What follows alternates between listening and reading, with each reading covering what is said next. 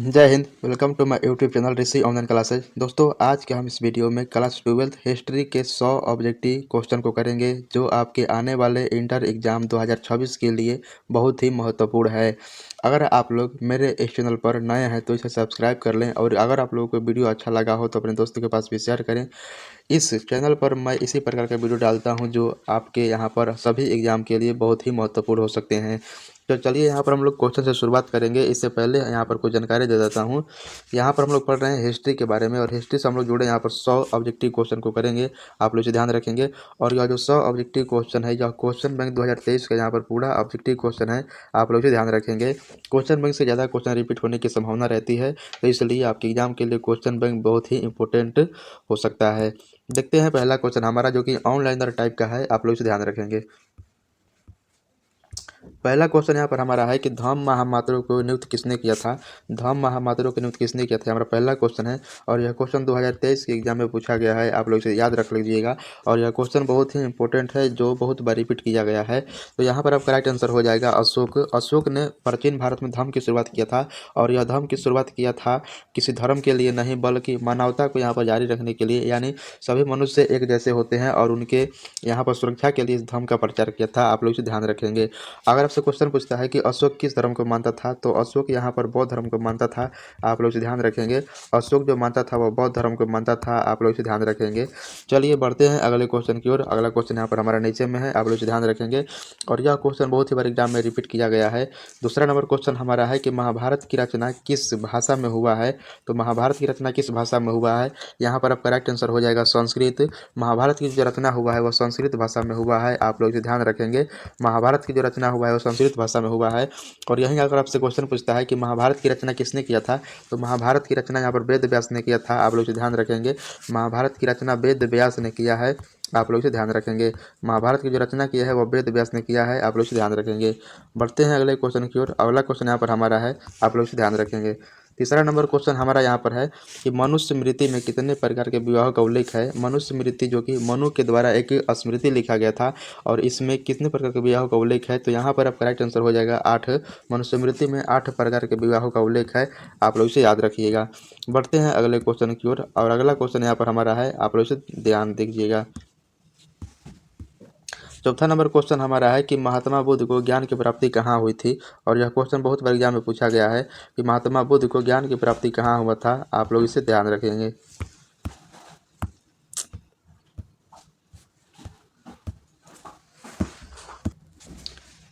यहाँ पर हमारा 4 नंबर क्वेश्चन है कि महात्मा बुद्ध को ज्ञान की प्राप्ति कहाँ हुआ था। तो यहाँ पर आपका राइट आंसर हो जाएगा महात्मा बुद्ध को जो ज्ञान की प्राप्ति हुआ था वह बोध गया में हुआ था। आप लोग इसे ध्यान रखेंगे।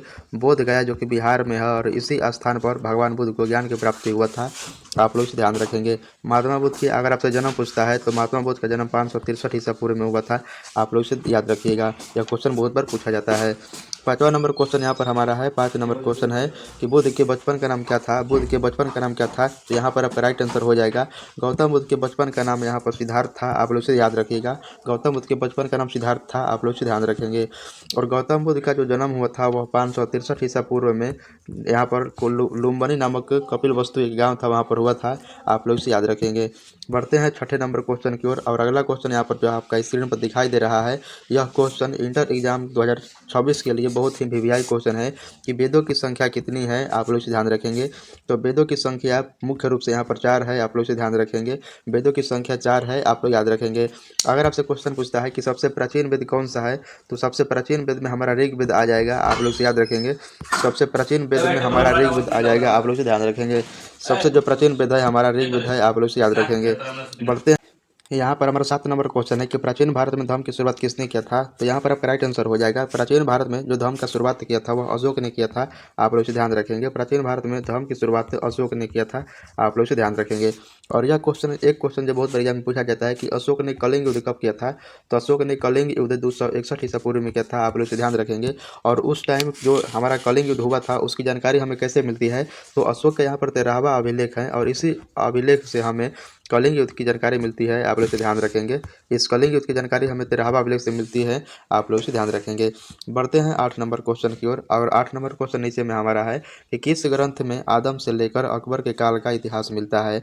किस ग्रंथ में आदम से लेकर अकबर के काल का इतिहास मिलता है, आप लोग इसे ध्यान रखेंगे। तो आपके यहाँ पर राइट आंसर हो जाएगा, यहाँ पर आपका राइट आंसर हो जाएगा अकबरनामा।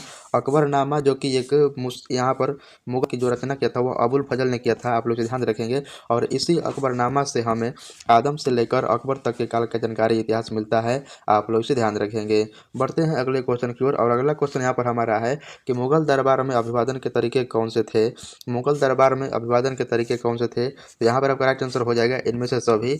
इनमें से सभी मेरा कहने का तात्पर्य यह है कि जो आप लोगों का मुगल दरबार में अभिवादन के तरीका कौन कौन से थे, अगर यह क्वेश्चन आएगा तो उसमें रहेगा यहाँ पर साजदा, पायबोस, यह हमारा 3 ठो ऑप्शन रहता है और चौथा ऑप्शन में रहता है कि इनमें से सभी। तो यहाँ पर आपका राइट आंसर हो जाएगा क्या, इनमें से सभी, आप लोग इसे मार दीजिएगा।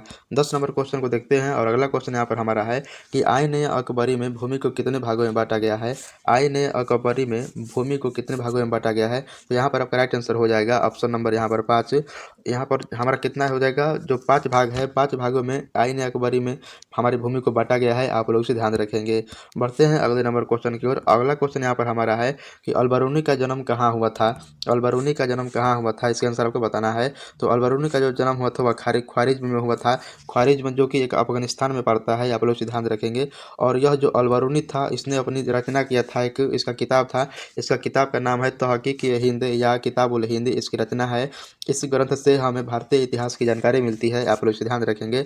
तो अलबरूनी का जन्म जो हुआ था यहाँ पर ख्वारिज्म में हुआ था, और यह मोहम्मद गजनी के शासनकाल में भारत में आया था, आप लोग इसे ध्यान रखेंगे। मोहम्मद गजनवी के शासनकाल में यह भारत में आया था, उसके साथ में आया था। बढ़ते हैं अगले क्वेश्चन की ओर। अगला क्वेश्चन यहाँ पर हमारा है कि रैयतवाड़ी बंदोबस्त कहाँ लागू किया गया था। रैयतवाड़ी बंदोबस्त कहाँ लागू किया गया था, यहाँ पर आपका राइट आंसर हो जाएगा मुंबई और मद्रास में। मुंबई और मद्रास में यहाँ पर रैयतवाड़ी बंदोबस्त लागू हुआ था। रैयतवाड़ी बंदोबस्त जो था वह किसानों के साथ कंपनी अपना सीधा यहाँ पर क्या करती थी कि समझौता करती थी, जिसके बदौलत किसानों को एक छोटी सी रकम कर के रूप में चुकाना होता था, आप लोग इसे ध्यान रखेंगे।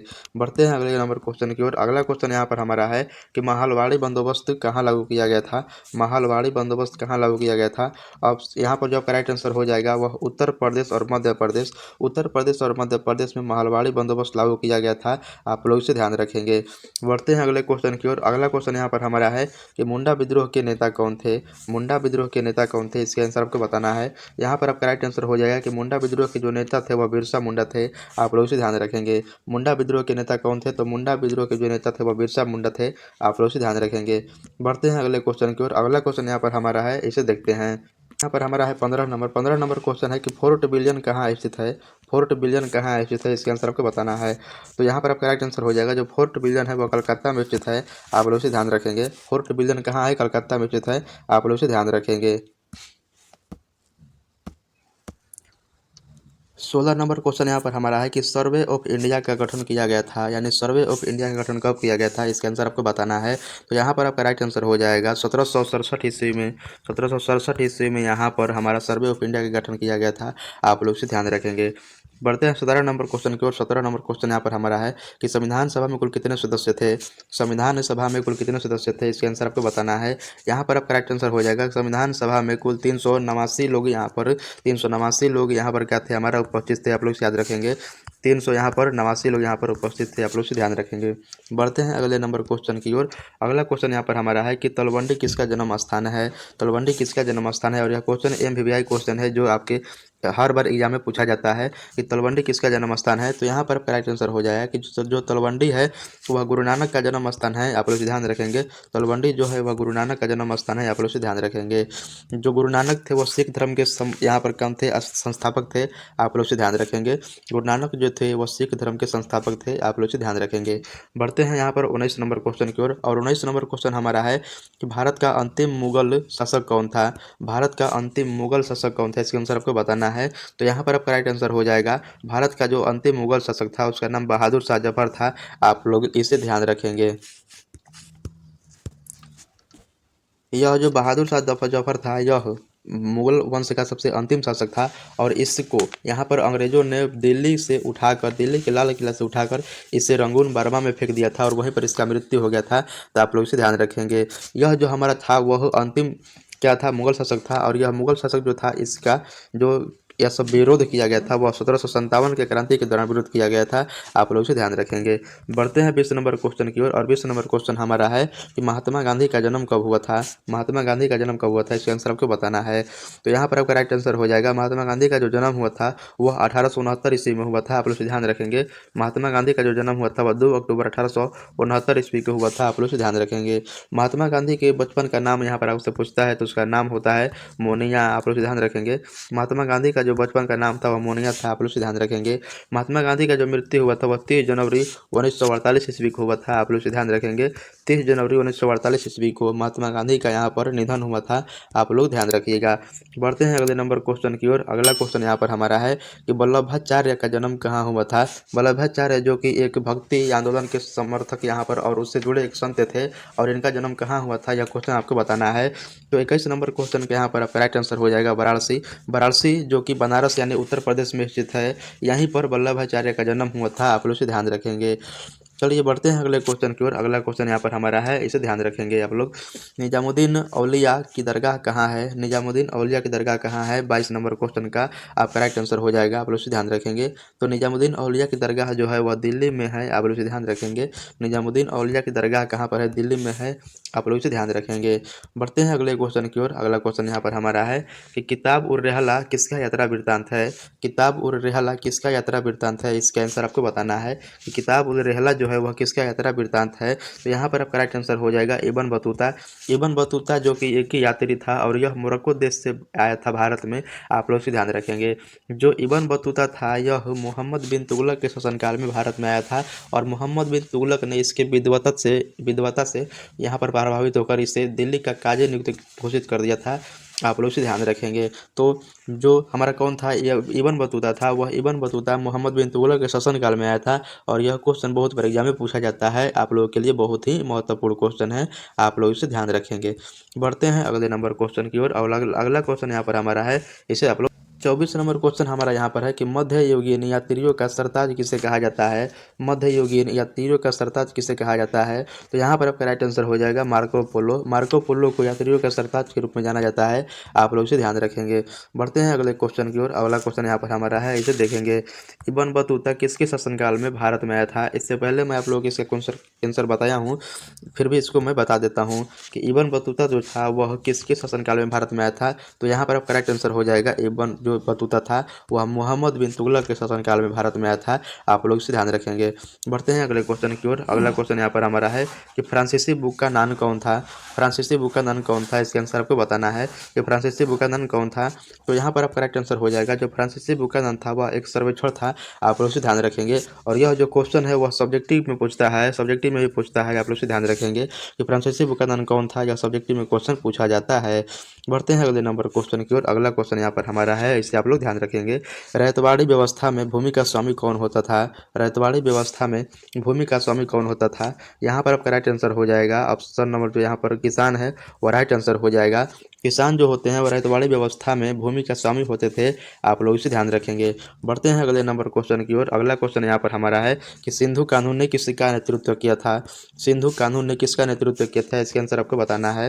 तो यहाँ पर आपका राइट आंसर हो जाएगा सिंधु कानून ने जो किया था विद्रोह वह यहाँ पर संथालों का किया था। आप लोग इसे ध्यान रखेंगे। बढ़ते हैं अगले नंबर क्वेश्चन की ओर। अगला क्वेश्चन यहाँ पर हमारा है कि रानी लक्ष्मीबाई को और किस नाम से जाना जाता है। रानी लक्ष्मीबाई को और किस नाम से जाना जाता है। तो यहाँ पर आपका राइट आंसर हो जाएगा इनमें से सभी। यानी रानी लक्ष्मीबाई को यहाँ पर लक्ष्मी और झांसी की रानी, मणिकर्णिका और छबीली के नाम से जाना जाता है। तो आपका जो क्वेश्चन यह आएगा उसमें 3 नाम दिया रहता है और चौथे ऑप्शन में रहता है आपको इनमें से सभी। तो आपको ऑप्शन नंबर डी लगा देना है। आप लोग इसे ध्यान रखेंगे। बढ़ते हैं अगले नंबर क्वेश्चन की ओर। अगला क्वेश्चन यहाँ पर हमारा है 30 नंबर कि व्यापकता का सिद्धांत संबंध किससे है।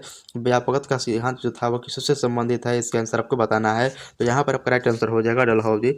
डलहौजी जिसके शासनकाल में प्रथम बार रेल की शुरुआत हुआ था, इसका ही सिद्धांत था व्यापकता के सिद्धांत है। आप लोग इसे ध्यान रखेंगे। बढ़ते हैं 31 नंबर क्वेश्चन की ओर। और 31 नंबर क्वेश्चन हमारे यहाँ पर है कि गौतम बुद्ध का जन्म कब हुआ था। गौतम बुद्ध का जन्म कब हुआ था, इसके आंसर आपको बताना है। तो गौतम बुद्ध का जन्म 563 ईसा पूर्व में हुआ था, कपिल वस्तु के लुम्बिनी में। आप लोग इसे ध्यान रखेंगे। बढ़ते हैं अगले नंबर क्वेश्चन की ओर। अगला क्वेश्चन यहाँ पर हमारा है 32 नंबर क्वेश्चन हमारा है कि महावीर स्वामी के माता का नाम क्या था। यह क्वेश्चन बहुत बार एग्जाम में पूछा जाता है कि महावीर स्वामी के माता का नाम क्या था। तो यहाँ पर अब करेक्ट आंसर हो जाएगा महावीर स्वामी के जो माता का नाम था उनका नाम त्रिशला था। आप लोग ध्यान रखेंगे।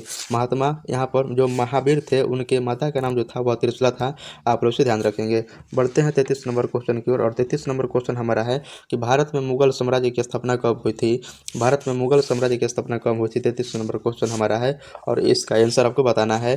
तो भारत में जो मुगल साम्राज्य की स्थापना हुआ था वह 1526 ईस्वी में हुआ था। आप लोग भी ध्यान रखेंगे। 1526 में भारत में मुगल वंश की स्थापना बाबर ने किया था। आप लोग भी ध्यान रखेंगे। बढ़ते हैं 34 नंबर क्वेश्चन की ओर। और 34 नंबर क्वेश्चन हमारा है कि पानीपत का द्वितीय युद्ध कब हुआ था। पानीपत का द्वितीय युद्ध कब हुआ था।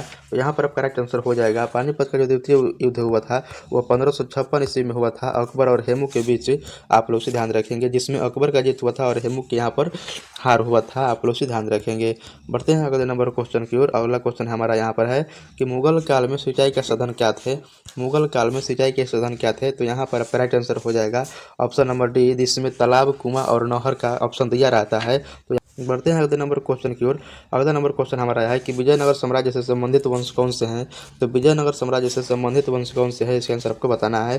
तो यहाँ पर करेक्ट आंसर हो जाएगा विजयनगर साम्राज्य से संबंधित वंश जो थे इनमें से सभी थे। आप लोगों को इसका आंसर सही लगाना है, ऑप्शन नंबर डी। विजयनगर साम्राज्य पर कुल 4 राजवंशों ने शासन किया था। आप लोग से ध्यान रखेंगे, जिसमें हमारा कौन हो जाएगा यहाँ पर संगम वंश, पहला संगम वंश, दूसरा आरवीडू वंश, तीसरा सुलु वंश और चौथा यहाँ पर तुलु वंश। आप लोग से ध्यान रखेंगे। बढ़ते हैं अगले नंबर क्वेश्चन की ओर। अगला क्वेश्चन हमारा यहाँ पर है कि बाबर द्वारा कौन सा ग्रंथ लिखा गया है। बाबर जो कि एक मुगल वंश का संस्थापक था भारत में, उसने एक अपना ग्रंथ लिखा है और उस ग्रंथ का नाम यहाँ पर कौन सा है, इसका आंसर आपको बताना है। तो बाबर द्वारा जो ग्रंथ लिखा गया है उसे तुजुक ए बाबरी कहते हैं, जिसका फारसी अनुवाद बाबरनामा के नाम से जाना जाता है। आप लोग इसे ध्यान रखेंगे। बढ़ते हैं अगले नंबर क्वेश्चन की ओर। अगला क्वेश्चन यहाँ पर हमारा है कि विजयनगर साम्राज्य की स्थानीय मातृ देवी कौन थी। विजयनगर साम्राज्य की स्थानीय मातृ देवी कौन थी, इसका आंसर आपको बताना है। तो यहाँ पर अब करेक्ट आंसर हो जाएगा विजयनगर साम्राज्य की जो स्थानीय देवी थी उनका नाम यहाँ पर पंपा देवी था। आप लोग इसे ध्यान रखेंगे। बढ़ते हैं अगले नंबर क्वेश्चन की ओर। और अगला क्वेश्चन यहाँ पर हमारा है कि कृष्ण स्वामी मंदिर का निर्माता कौन था। कृष्ण स्वामी मंदिर का निर्माता कौन था, आप लोग इसे ध्यान रखेंगे। तो 39 नंबर क्वेश्चन का आपका जो ऑप्शन नंबर यहाँ पर जो आपका आंसर हो जाएगा वह कृष्णदेवराय हो जाएगा। आप लोग इसे ध्यान रखेंगे। कृष्ण स्वामी मंदिर का जो निर्माण किया था वह कृष्णदेवराय ने किया था, जो कि यहाँ पर विजयनगर साम्राज्य का एक शासक है। आप लोग इसे ध्यान रखेंगे। बढ़ते हैं अगले नंबर क्वेश्चन की ओर। और 40 नंबर क्वेश्चन हमारा है कि हिंदू परंपरा में मोक्ष की प्राप्ति का मार्ग कौन सा है। हिंदू परंपरा में यहाँ पर मोक्ष की प्राप्ति का मार्ग कौन कौन सा है। तो यहाँ पर करेक्ट आंसर हो जाएगा इनमें से सभी। आप लोग इसे ध्यान रखेंगे। इनमें से सभी यानी ज्ञान मार्ग, भक्ति मार्ग और कर्म मार्ग, इन तीनों के माध्यम से जो हिंदू धर्म में परंपराएं हैं इसके माध्यम से हम लोग मोक्ष की प्राप्ति कर सकते हैं। बढ़ते हैं अगले नंबर क्वेश्चन की ओर। अगला क्वेश्चन यहाँ पर हमारा है 41 नंबर क्वेश्चन हमारा है कि जजिया किससे लिया जाता था। जजिया किससे लिया जाता था, इसके आंसर आपको बताना है कि जजिया किससे लिया जाता था। तो यहाँ पर आपका राइट आंसर हो जाएगा जो जजिया लिया जाता था वह जिम्मियों से लिया जाता था।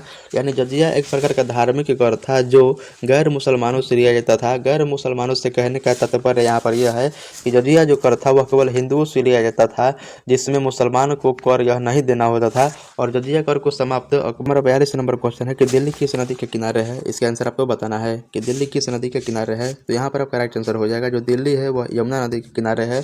और दिल्ली ही में ही कुतुब मीनार का निर्माण किया गया था। सबसे पहले कुतुब मीनार का जो काम करने का चालू किया गया था वह कुतुबुद्दीन ऐबक के द्वारा किया गया था। आप लोग इसे ध्यान रखेंगे। बढ़ते हैं अगले नंबर क्वेश्चन की ओर। अगला क्वेश्चन यहाँ पर हमारा है कबीर शिष्य थे, यानी कबीर जो थे किसके शिष्य थे। तो कबीर जो थे वह रामानंद के शिष्य थे। यहाँ पर करेक्ट आंसर हो जाएगा रामानंद। कबीर के गुरु कौन थे। तो कबीर का गुरु यहाँ पर रामानंद थे। आप लोग इसे ध्यान रखेंगे। बढ़ते हैं अगले नंबर क्वेश्चन की ओर। अगला क्वेश्चन यहाँ पर हमारा है कि भारत में रेल की शुरुआत कब हुई थी। भारत में रेल की शुरुआत कब हुई थी, इसका आंसर आपको बताना है। तो भारत में रेल की जो शुरुआत हुआ था वह 16 अप्रैल 1853 ईस्वी में हुआ था। आप लोग इसे ध्यान रखेंगे। भारत में जो रेल की शुरुआत हुआ था वह लॉर्ड डलहौजी के शासनकाल में 16 अप्रैल 1853 ईस्वी को रेल की शुरुआत हुआ था। आप लोग इसे ध्यान रखेंगे। बढ़ते हैं अगले नंबर क्वेश्चन की ओर। अगला क्वेश्चन यहाँ पर हमारा है कि महात्मा गांधी की आत्मकथा किस भाषा में लिखी गई है। महात्मा गांधी की आत्मकथा किस भाषा में लिखी गई है, इसका आंसर आपको बताना है। तो यहाँ पर आपका राइट आंसर हो जाएगा महात्मा गांधी का जो अपना आत्मकथा है वह गुजराती भाषा में लिखा गया है। आप लोग इसे ध्यान रखेंगे। बढ़ते हैं अगले नंबर क्वेश्चन की ओर। अगला क्वेश्चन यहाँ पर हमारा है 46 नंबर कि बंगाल के विभाजन की घोषणा किस वर्ष की गई थी, यानी बंगाल विभाजन कब हुआ था, इसके आंसर आपको बताना है। तो बंगाल विभाजन जो हुआ था वह 1905 ईस्वी में हुआ था। आप लोग इसे ध्यान रखेंगे। यह क्वेश्चन बहुत ही वीवीआई क्वेश्चन है जो बहुत बार एग्जाम में आ चुका है। एक और क्वेश्चन हमारा पूछता है कि बंगाल विभाजन के समय, यानी बंगाल का विभाजन किसने किया था। तो बंगाल का विभाजन यहाँ पर लॉर्ड कर्जन नाम का एक हमारा कौन था, गवर्नर जनरल, यहाँ पर जनरल था, और उसने ही हमारा बंगाल का विभाजन किया था। आप लोग इसे ध्यान रखेंगे। चलिए बढ़ते हैं अगले नंबर क्वेश्चन की ओर। अगला क्वेश्चन यहाँ पर हमारा है कि भारतीय राष्ट्रीय कांग्रेस के संस्थापक कौन थे। भारतीय राष्ट्रीय कांग्रेस के संस्थापक कौन थे। तो यहाँ पर आपका राइट आंसर हो जाएगा कि भारतीय राष्ट्रीय कांग्रेस के जो संस्थापक थे उनका नाम ए.यू. ह्यूम था। आप लोग इसे ध्यान रखेंगे। और भारतीय राष्ट्रीय कांग्रेस की जो स्थापना हुआ था वह 1885 ईस्वी में हुआ था। आप लोग इसे ध्यान रखेंगे। बढ़ते हैं अगले नंबर क्वेश्चन की ओर। 48 नंबर क्वेश्चन यहाँ पर हमारा है कि भारत किस वर्ष गणतंत्र हुआ था। भारत किस वर्ष गणतंत्र हुआ था। आप लोग इसे ध्यान रखेंगे। तो भारत जो हुआ था वह 1950 ईस्वी में गणतंत्र हुआ था। यहाँ पर टाइपिंग में मिस्टेक है, कृपया आप लोग इसे माफ़ करेंगे। यहाँ पर जो हमारा होता है 1950 ईस्वी में भारत हमारा गणतंत्र हुआ था। आप लोग इसे ध्यान रखेंगे। बढ़ते हैं अगले नंबर क्वेश्चन की ओर। अगला नंबर क्वेश्चन यहाँ पर हमारा है कि घोड़े की हड्डियों के सच्चे कहाँ से मिले हैं। घोड़े के हड्डियों के सच्चे कहाँ से मिले हैं, इसके आंसर आपको बताना है।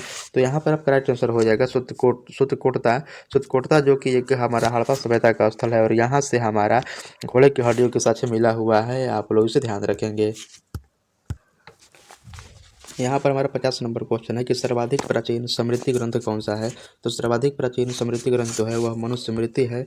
मनुस्मृति मनु के द्वारा लिखा गया है। मनु जी की 137 का पुत्र था और उसने अपने स्मृति बनाई थी जिसे हम लोग मनुस्मृति के नाम से जानते हैं। आप लोग इसे ध्यान रखेंगे। इसी मनुस्मृति को डॉक्टर भीमराव अम्बेडकर ने जला दिया था। उस दिन को हम लोग मनुस्मृति दिवस के रूप में मनाते हैं, दहन के रूप में मनाते हैं।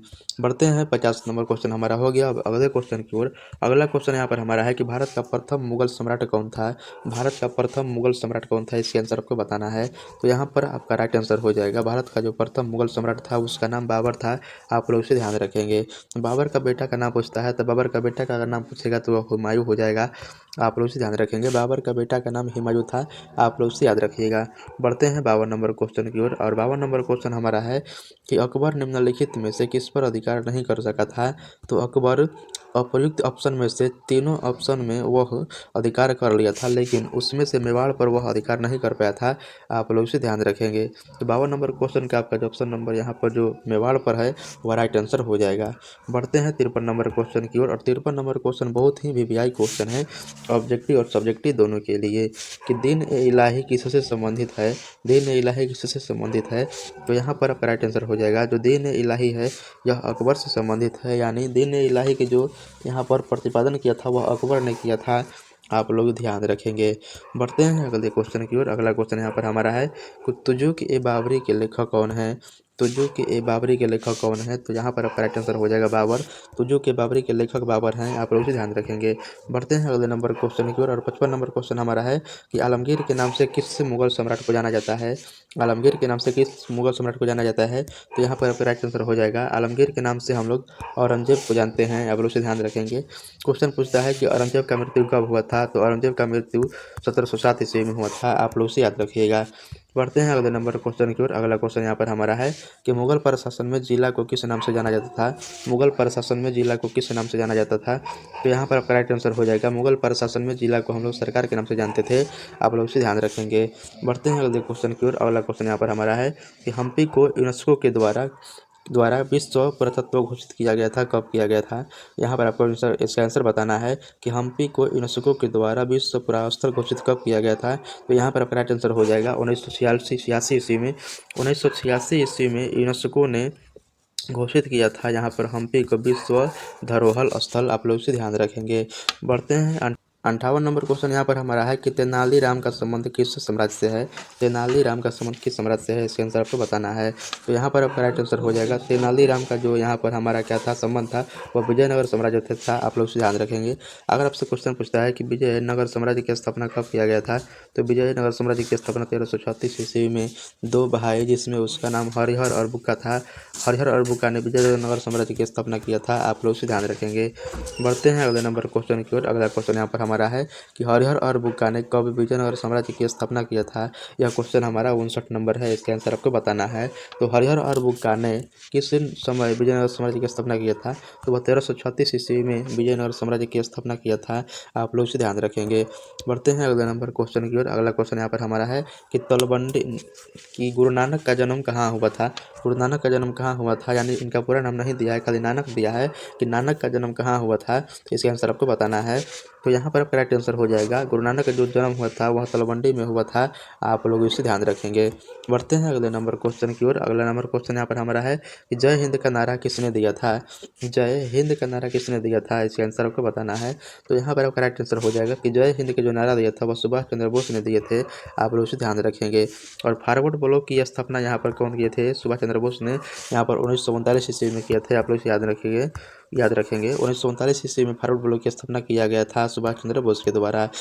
इसके बाद हमारा 40 क्वेश्चन और है, और 40 क्वेश्चन हम लोग बस 10 मिनट के अंदर में कर लेंगे। वीडियो अगर आप लोगों को पूरा अच्छा लगा हो तो इसे लाइक और शेयर कमेंट जरूर करें। देखते हैं 62 नंबर क्वेश्चन हमारा यहाँ पर है कि अकबर के राजस्व व्यवस्था किसके हाथ में था, यानी अकबर का जो राजस्व पूरा विभाग था वह किसके हाथ में था, तो इसका कि वित्त मंत्री था, और उसके वित्त मंत्री का नाम यहाँ पर टोडरमल था।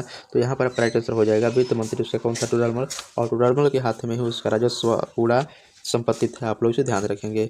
देखते हैं 63 नंबर क्वेश्चन की ओर। 63 नंबर क्वेश्चन यहाँ पर हमारा है कि ताजमहल किस नदी के किनारे है। ताजमहल किस नदी के किनारे है, इसके आंसर आपको बताना है। तो ताजमहल जो है वो यमुना नदी के किनारे है। आप लोग इसे ध्यान रखेंगे। और ताजमहल का निर्माण जो किया था वह शाहजहाँ ने किया था मुमताज़ की याद में। आप लोग इसे ध्यान रखेंगे। जो ताजमहल बना है वह संगमरमर का पत्थर से बना है। आप लोग इसे ध्यान रखेंगे। बढ़ते हैं अगले नंबर क्वेश्चन की ओर। अगला नंबर क्वेश्चन हमारा है कि मौर्य साम्राज्य का प्रथम शासक कौन था। मौर्य साम्राज्य का प्रथम शासक कौन था, यह हमारा 64 नंबर क्वेश्चन है। तो मौर्य साम्राज्य का प्रथम शासक जो था उसका नाम चंद्रगुप्त मौर्य था। आप लोग इसे ध्यान रखेंगे। बढ़ते हैं अगले नंबर क्वेश्चन की ओर। अगला नंबर क्वेश्चन यहाँ पर हमारा है कि भारतीय पुरातत्व के पिता किसे कहा जाता है, और यह क्वेश्चन बहुत ही MVVI क्वेश्चन है। आप लोग इसे ध्यान रखेंगे। भारतीय पुरातत्व के पिता किसे कहा जाता है, तो भारतीय पुरातत्व के जो पिता के रूप में जाना जाता है वह अलेक्जेंडर कनिंघम को जाना जाता है। आप लोग इसे ध्यान रखेंगे। बढ़ते हैं अगले नंबर क्वेश्चन की ओर। अगला क्वेश्चन यहाँ पर हमारा है, इसे ध्यान देंगे।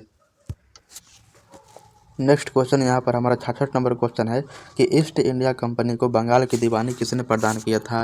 ईस्ट इंडिया कंपनी को बंगाल की दीवानी किसने प्रदान किया था, तो यहाँ पर आपका राइट आंसर हो जाएगा शाह आलम द्वितीय। शाह आलम द्वितीय ने बंगाल को यहाँ पर ईस्ट इंडिया कंपनी को दीवानी प्रदान किया था। आप लोग इसे ध्यान रखेंगे। अगर आपसे क्वेश्चन पूछता है कि भारत में ईस्ट इंग्लिश इंडिया कंपनी जो आया था वो कब आया था, तो वह आपका राइट आंसर हो जाएगा 1600 ईस्वी में। 1600 ईस्वी में हमारा ईस्ट इंडिया कंपनी भारत में आया था। आप लोग इसे ध्यान रखेंगे। बढ़ते हैं अगले नंबर क्वेश्चन की ओर। अगला क्वेश्चन यहाँ पर हमारा है कि मजम उल बहरीन की रचना किसने किया था। मजम उल बहरीन की रचना किसने किया था, इसके आंसर आपको बताना है। तो यहाँ पर राइट आंसर हो जाएगा मजम उल बहरीन की रचना जो किया था वह दारा सिकोह ने किया था। आप लोग इसे ध्यान रखेंगे। बढ़ते हैं अगले नंबर क्वेश्चन की ओर। अगला क्वेश्चन यहाँ पर हमारा है लिंगायत आंदोलन का प्रादुर्भाव कहाँ हुआ था। लिंगायत आंदोलन का प्रादुर्भाव कहाँ हुआ था, इसके आंसर आपको बताना है। यहाँ पर आपका राइट आंसर हो जाएगा ऑप्शन नंबर जो कर्नाटक है वह राइट आंसर हो जाएगा। 69 नंबर क्वेश्चन यहाँ पर हमारा है कि इब्न बतूता कितने वर्षों तक भारत में रहा था।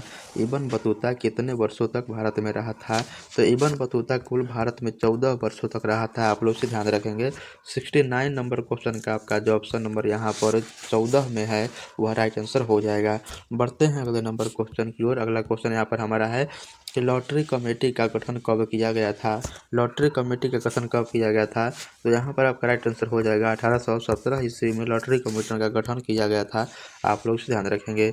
71 नंबर क्वेश्चन है हमारा कि 71 नंबर क्वेश्चन हमारा है कि 1942 में कौन सा आंदोलन हुआ था।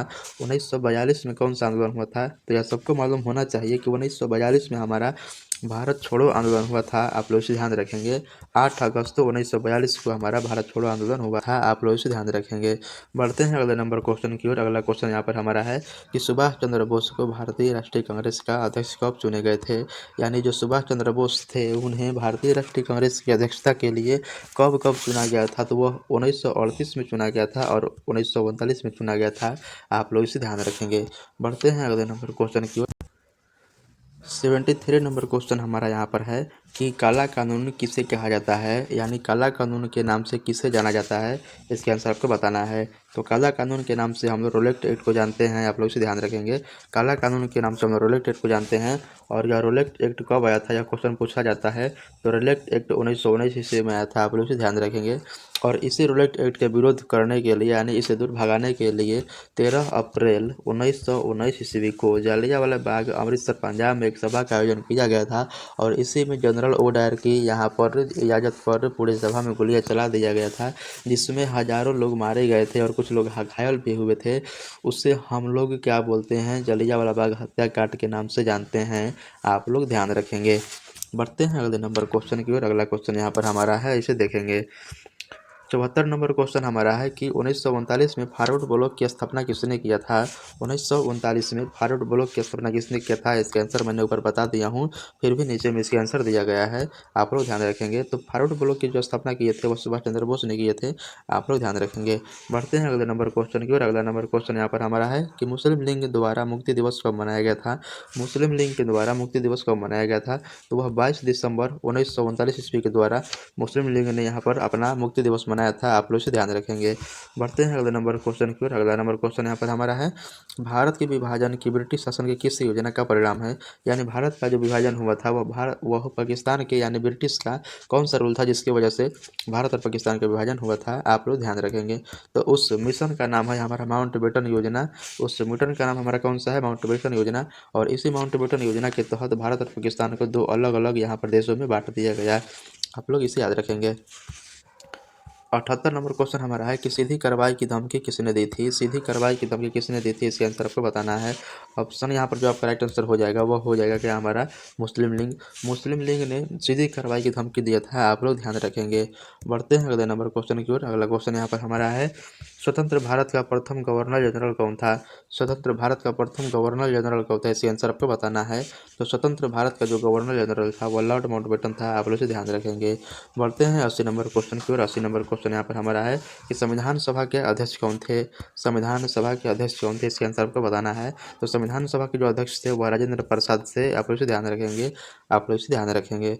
बढ़ते हैं हम लोग यहाँ पर 81 क्वेश्चन पर। 81 क्वेश्चन हमारा है कि मोहनजोदड़ो किस नदी के किनारे है। मोहनजोदड़ो किस नदी के किनारे है, इसके आंसर आपको बताना है। तो आपका राइट आंसर हो जाएगा, जो मोहनजोदड़ो है वह सिंधु नदी के किनारे है, आप लोग इसे ध्यान रखेंगे। और मोहनजोदड़ो की जो खोज हुआ था वह 1922 ईस्वी में हुआ था, आप लोग इसे ध्यान रखेंगे। मोहनजोदड़ो जो था वह सबसे बड़ा शहर था हड़प्पा सभ्यता में, और इसे हम लोग मृतकों की टीला के नाम से भी जानते हैं, आप लोग इसे ध्यान रखेंगे। मृतकों की टीला के नाम से किसे जाना जाता है, मोहनजोदड़ो को जाना जाता है। बस 19 क्वेश्चन हमारा और बचा है जिससे हम लोग कर लेंगे बस अगले। 82 नंबर क्वेश्चन हमारा है कि मोहनजोदड़ो की खोज 1922 में किसने किया था। मोहनजोदड़ो की खोज 1922 में किसने किया था, इसका आंसर आपको बताना है।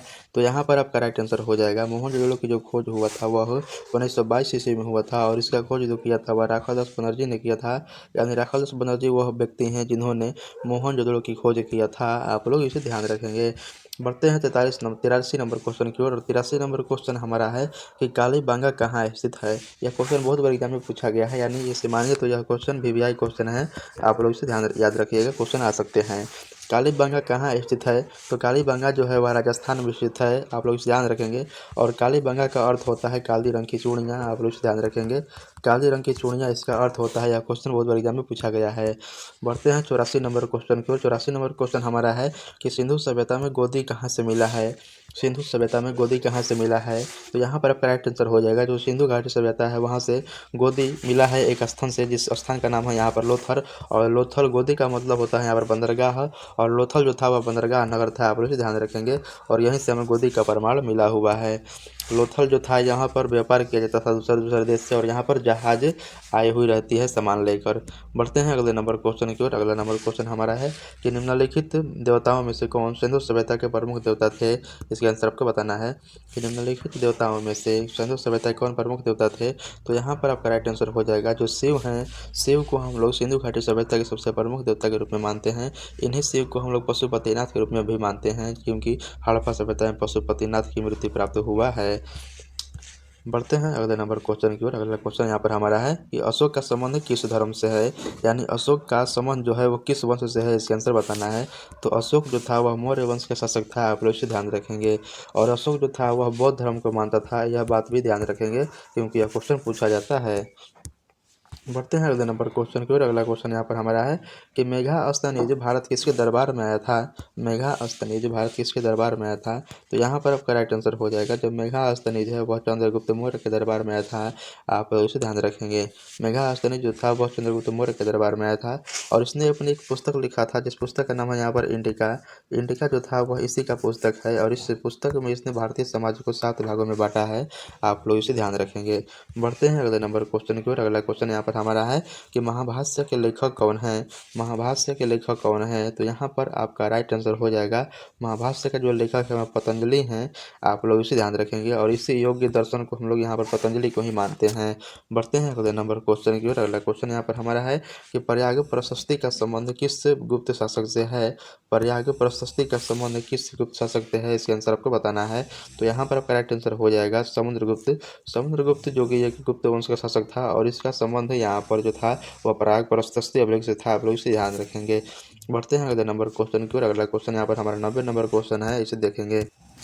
क्वेश्चन यहाँ पर हमारा है 90 नंबर क्वेश्चन यहाँ पर हमारा है कि किस शासक को प्रियदर्शी कहा जाता है। तो किस शासक को प्रियदर्शी कहा जाता है, तो यहाँ पर आपका राइट आंसर हो जाएगा अशोक। अशोक को प्रियदर्शी के नाम से जानते हैं क्योंकि यह सभी धर्मों के लोगों को बराबर का अधिकार देता था तथा उससे सताने का कोई काम नहीं करता था, आप लोग इसे ध्यान रखेंगे। बढ़ते हैं 91 नंबर क्वेश्चन की ओर। 91 नंबर क्वेश्चन हमारा है कि 1857 के विद्रोह को किस राष्ट्रीय विद्रोह कहा, यानी 1800 विद्रोह को किसने राष्ट्रीय विद्रोह के रूप में देखा है, इसका आंसर आपको बताना है। तो यहाँ इसका आंसर राइट आंसर हो जाएगा, आपको नीचे में दिया गया है इनमें से कोई नहीं, यानी ऑप्शन में प्रयुक्त वह व्यक्ति जो इन ऑप्शन में कोई नहीं है, आप लोग इसे ध्यान रखेंगे। ठीक है, बढ़ते हैं 92 नंबर क्वेश्चन की ओर। 92 नंबर क्वेश्चन हमारा है कि बीबी घर कत्लेआम कहाँ पर हुआ है। बीबी घर कत्लेआम कहाँ पर हुआ है, इसका आंसर आपको बताना है। तो यहाँ पर आपका राइट आंसर हो जाएगा कानपुर। कानपुर में जो था वो हमारा क्या था, बेबी घर कत्लेआम हुआ था, आप लोग इसे ध्यान रखेंगे। बढ़ते हैं अगले नंबर क्वेश्चन की ओर। 93 नंबर क्वेश्चन हमारा है कि सवेज नहर व्यापार हेतु कब खोली गई थी। सवेज नहर व्यापार हेतु कब खोली गई थी, इसके आंसर आपको बताना है। तो सवेज नहर जो खोला गया था वह 1869 ईस्वी में खोला गया था व्यापार के लिए, आप लोग इसे याद रखिएगा। बढ़ते हैं अगले नंबर क्वेश्चन की ओर। अगला क्वेश्चन यहाँ पर हमारा है कि 7 द्वीपों का नगर किसे कहा जाता है। 7 द्वीपों का नगर किसे कहा जाता है, इसके आंसर आपको बताना है। तो 7 द्वीपों का जो नगर कहा जाता है वो मुंबई को कहा जाता है, आप लोग इसे ध्यान रखेंगे। मुंबई को जो कहा जाता है वह 7 द्वीपों के नगर के रूप में जाना जाता है, आप लोग इसे याद रखेंगे।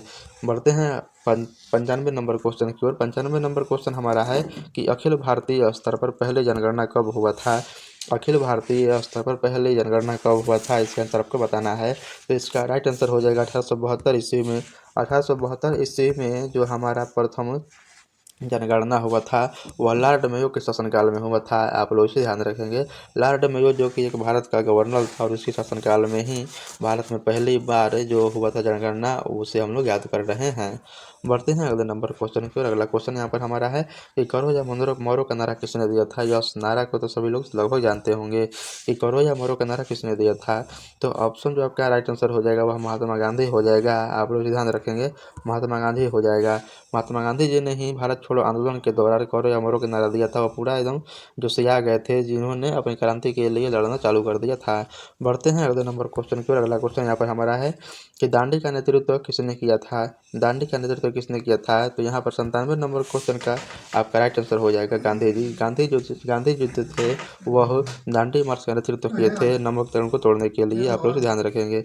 98 नंबर क्वेश्चन यहाँ पर हमारा है कि चंपारण आंदोलन किस वर्ष शुरू हुआ था। चंपारण आंदोलन किस वर्ष शुरू हुआ था, इसके आंसर हमको बताना है। तो चंपारण जो आंदोलन हुआ था वो 1917 ईस्वी में हुआ था, आप लोग इसे ध्यान रखेंगे। यह जो आंदोलन था वह महात्मा गांधी के द्वारा शुरू किया गया था, आप लोग इस बात को ध्यान रखेंगे। यह क्वेश्चन बहुत बार पूछा जाता है कि चंपारण सत्याग्रह किसने किया था, महात्मा गांधी ने किया था, और यह कब किया था, तो 1917 ईस्वी में किया था। यह क्वेश्चन दोनों में से कोई एक पूछा जाता है। बढ़ते हैं अगले नंबर क्वेश्चन की ओर। अगला क्वेश्चन यहाँ पर हमारा है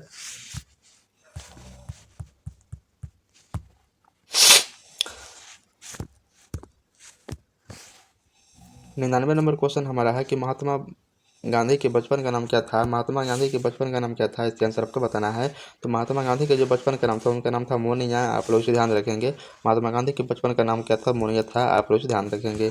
देखिए, आज का हमारा जो है वह आखिरी प्रश्न है कि गांधी जी ने असहयोग आंदोलन किस वर्ष आरंभ किया था।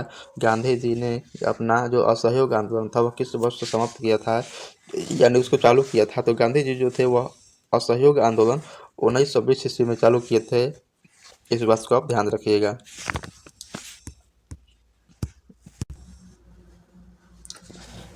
यह हमारा आज का अंतिम क्वेश्चन था। आप लोगों को किस टॉपिक पर वीडियो चाहिए आप हमारे इस कमेंट बॉक्स में बता सकते हैं।